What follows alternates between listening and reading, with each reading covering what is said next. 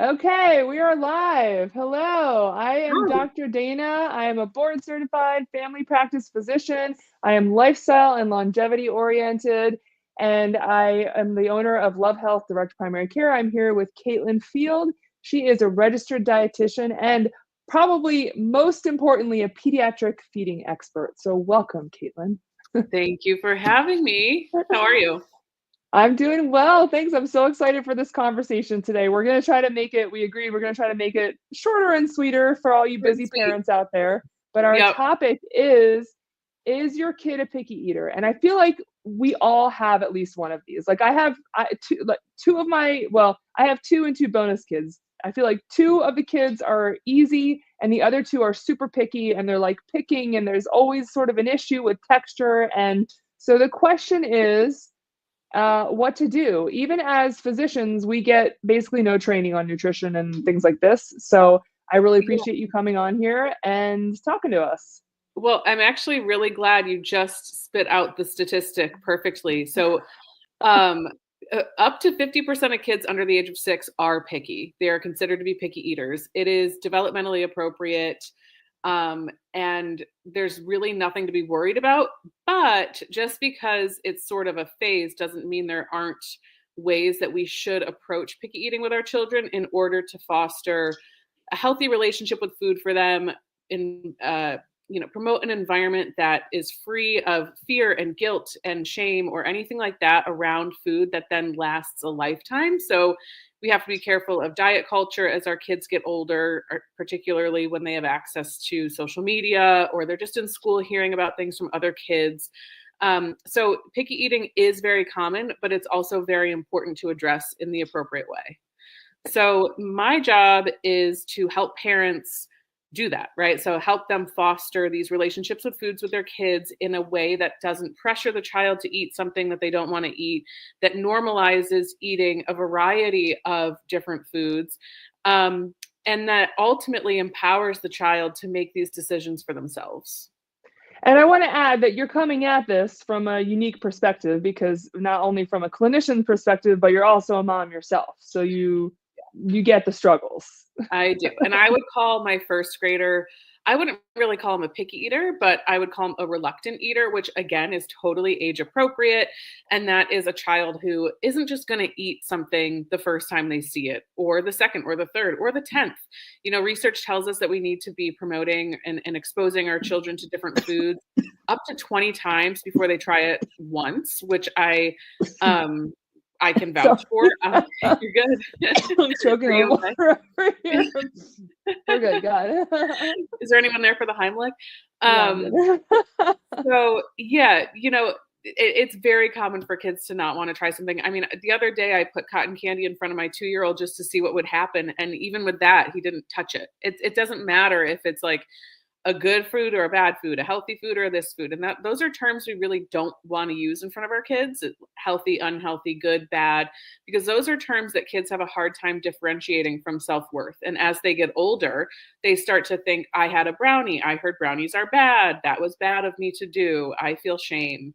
So we as adults don't look at food the way our children do, for better or for worse. And we need to really understand the way that kids look at food, and so that we can understand how to talk to kids about food in order to raise kids who feel good about food and who feel good about Yeah. themselves. Yeah, I think that's really important. I mean, I come from the perspective, and I share this openly because I think it's really shaped my view and how what I'm doing in the world as a physician, right? Like I when I was younger suffered from an eating disorder in my late teens and even into my early 20s. Thankfully, I had access to parents who really cared and understood the system and could get me some assistance. And I think the biggest thing to note that created an environment of healthy versus non-healthy eating was to stop the differentiation between good and bad and instead to focus on fueling my body, right? I was a Division 1 athlete in college and it was challenging. I grew up, I'm 41, grew up in the era of like anorexic supermodel Kate Moss was the coolest person on the face of the earth, and I was never that size. I was always a larger woman, almost 6 feet tall, strong boned, And I think there was a difficulty there in sort of making that switch between good and bad and more to fueling the body. And I find as a clinician that so many adults now that I do, I call it body composition management because I hate calling it weight loss. It Yeah. grosses me out. Um, as I want people to be healthy, I find that I'm oftentimes doing a lot of coaching with adults specifically and adolescents around, hey, how do you let's observe our thoughts. This is not good or bad, but really, what does your body need to fuel itself? Like, what do you need to put into your body so that you can do all the activities you love to do, so that your brain is working? What does your brain use as fuel? And I guess those goods and bads sort of trickle down to our kids as well. Hmm. But even with that background, I have to say, my 6-year-old is extremely difficult still. And I try my best to talk to her about, hey, are you sure you want to eat that? Like, what does your body need right now? Let's talk about fueling your body. Like, do you think that maybe we should have some vegetables and protein and then we'll have dessert afterward? Or, because your brain doesn't really use sugar. Even then there's just some bashing, and I have a hard time not getting into like this, I'm putting my foot down, this is the rule, I'm not taking you're no ice cream until you eat your vegetables. And like, Yeah. because it drives me nuts, because I just really want her brain to be healthy, right? That's what I'm worried about. Yeah. So like, what are your suggestions when you're in the moment with your picky eater and you're just like, this kid has not had vegetables for over 48 hours, like Yeah. they haven't. I just, I guess that's number one. What are your suggestions in that? And then are there any techniques that you have to sort of um, prevent those things from happening, like after school snacks ideas, ways to eliminate maybe snacks in the house, or I don't know, any Yeah. suggestions you might have? So the first question is, when you're in that situation with your child and you're so frustrated because you as an adult understand they should have some vegetables today, right? Like, let's fuel their bodies, let's help them here. So the way I like to talk, and also my son is 6, he'll be 7 in July, so I'll use him as an example. um, if I if if I don't beat him to it, which is what I call this, which is making his plate before he even has time to request what he wants. So coming in the door from school, I know he's going to be a little bit hungry. If I don't have something ready for him, he will Yes. go to the pantry and he will get a snack food. And then I will say, hey, how about we have some of this food? And I call it growing food. You can call it whatever you want in your house, like whatever is going to I resonate like with that term, you. growing food. I love Yeah. that term, growing food. Yeah. Okay. And the older a child gets when you use that term, like, when I'm working with older kids who, for example, have been through chemistry and they understand the elemental table, right? Did I just say that right? Yeah. Yeah. Um, Uh-huh. you think about this and you're like, okay, the elements in the table are what my body is made of, and foods that come from the earth are also made from those elements. So when I eat them, my body understands what those are and it can use it right away. But when I'm using foods that are further down the list that go from green, yellow to red, as I get closer to the red food list, my body has a much harder time understanding what those ingredients are, and it doesn't know where to put them, what to do with them, or how to use them. And so it's really inefficient for my body. It's not doing anything helpful for my body. We're not going to talk about anything bad it's doing for your body because it's not helpful to tell children that. So we're just going to say the growing food does X, Y, and Z for my body. The other stuff just doesn't. Period. End of story. It's tasty, fine, great, doesn't do anything for you. So we focus on Um, the positives. We focus on how food helps our bodies. Absolutely.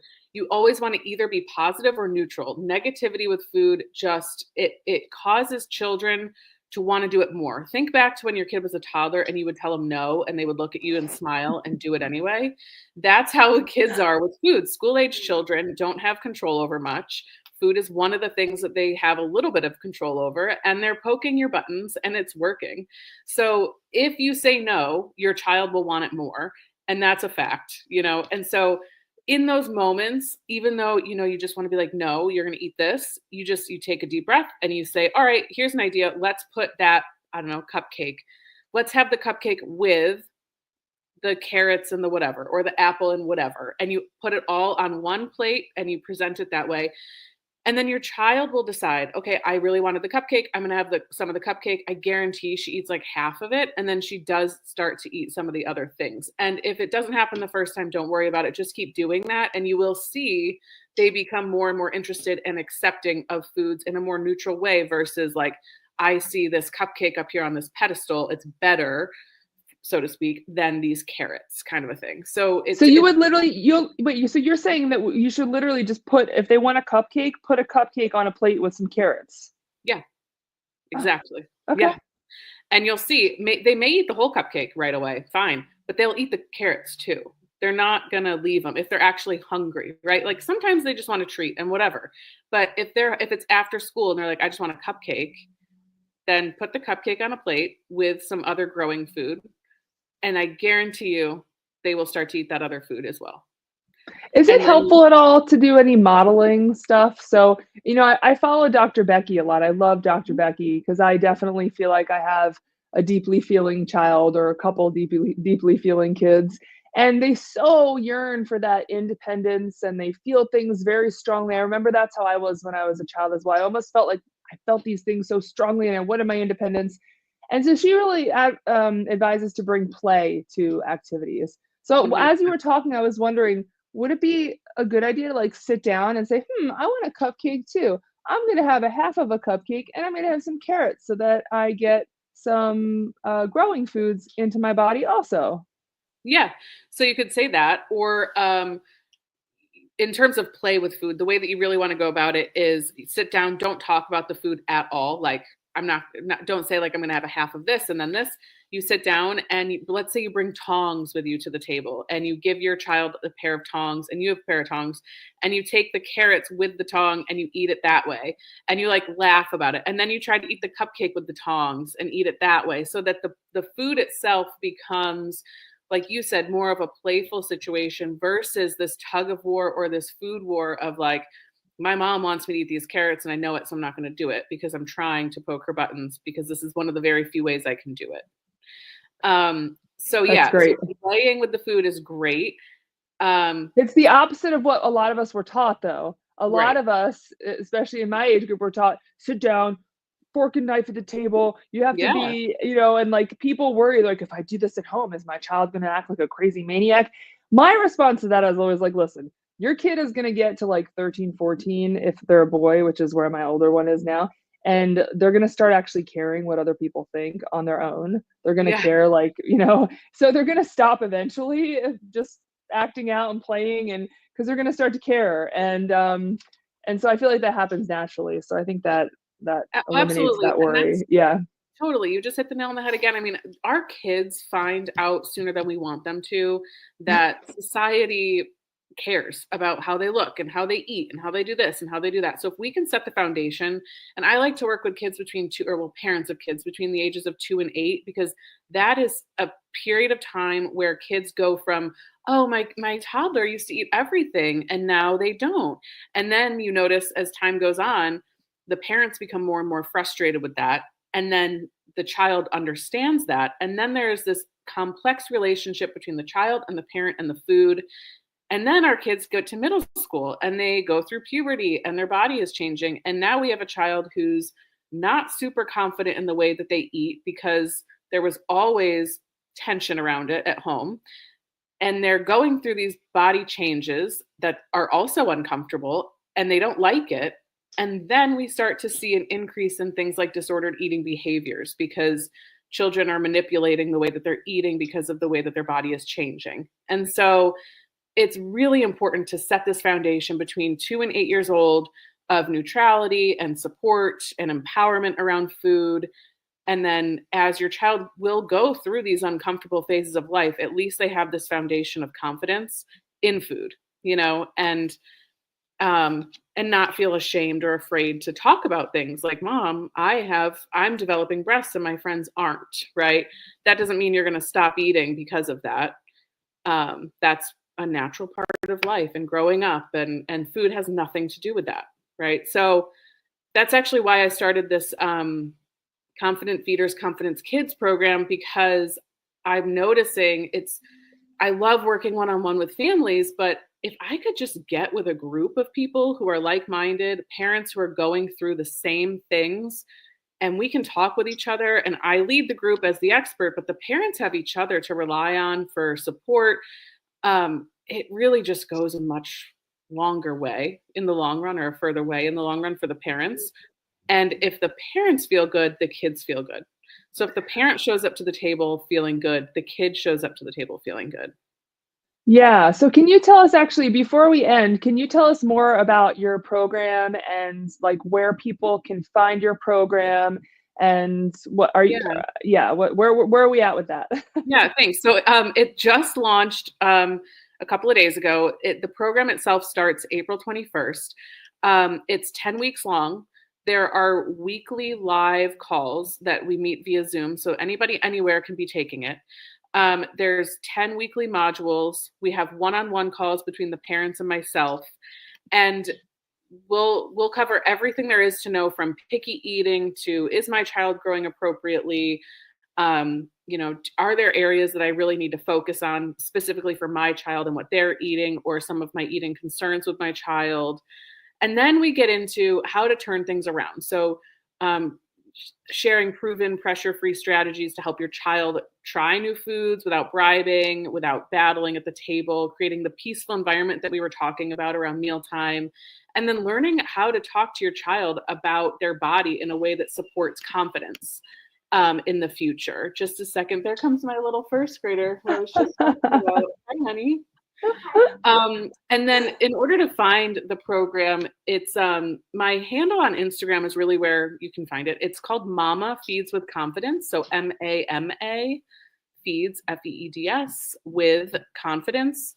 And there's links there, and of course you can message me there if you're lost and need any guidance. And I can put links in once I get this posted, I'll put links as well in this also so that people can find you. So well, thanks. I really appreciate that. And obviously I'm very passionate about this, and it's super important. And thank you for giving me the opportunity to share it with other parents, because I think a lot of times we feel like we're on our own dealing with these things, and we're certainly not. Yeah, and I'm so grateful that we already had this, our a nice relationship, and that you started talking to me about this course, because I think these matters are so important. We have, there's so many things afflicting our children these days, and if we can just help to eliminate a couple of them with the eating, I think this spans across like multiple issues with eating and control issues, and so I really appreciate you sharing your tips. And I hope that a lot of people sign up for your course, because it's awesome. And Caitlin's wonderful. And we'll also post some links to your website as well, so that people have your website. And I appreciate you coming on today. Yeah, I appreciate you too. And we're gonna have a lot of fun in this program. So I do hope to see some people there. Yeah. Okay. Right. Wonderful. Well, it's good talking to you. Yeah, you too. Nice to see you. Okay. See you soon. See you later. Bye. Bye-bye.